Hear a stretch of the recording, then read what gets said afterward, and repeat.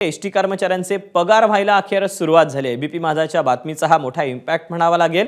ST महामंडळाकडून कर्मचाऱ्यांचे उर्वरित पगार हे जमा व्हायला सुरुवात झाली आहे। सुरुवातीला 56% इतकाच एसटी महामंडळानं कर्मचाऱ्यांना पगार दिला होता। त्यानंतर तीव्र नाराजी देखील कर्मचाऱ्यांनी व्यक्त केली होती। यांची एसटी कर्मचाऱ्यांची जी व्यथा आहे ती एबीपी माझानं मांडलेली होती आणि एबीपी माझानं सातत्यानं वृत्त हे देखील दाखवलेलं होतं आणि त्यानंतर अखेर कर्मचाऱ्यांचा पगार जमा व्हायला सुरुवात झालेली आहे।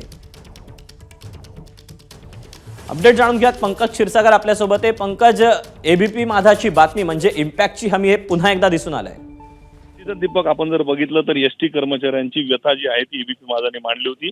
कारण मागच्या महिन्यामध्ये त्यांचा पगार जो आहे तो केवळ 56% एवढा जमा करण्यात आलेला होता। उर्वरित पगार केव्हा जमा होणार याबाबत त्यांना शाश्वती नव्हती।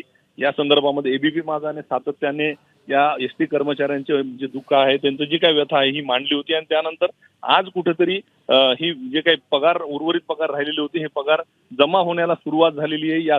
या संदर्भामधील वृत्त जे आहे एबीपी माझाने दिले होते आणि आता एसटी जे काही कर्मचारी आहेत एसटी महामंडळाची त्यांच्यासाठी आनंदाची बातमी की त्यांची जी उर्वरित पगार होती ती पगार जी आहे ती जमा व्हायला सुरुवात झालेली आहे। अनेक कर्मचाऱ्यांचे फोन येत आहेत की एबीपी माझाने जे काही वृत्त दाखवलं त्याबाबत आभारही या कर्मचाऱ्यांकडून व्यक्त केले जात आहेत। दीपक, पंकज, धन्यवाद दिलेल्या सगळ्या सविस्तर माहितीबद्दल।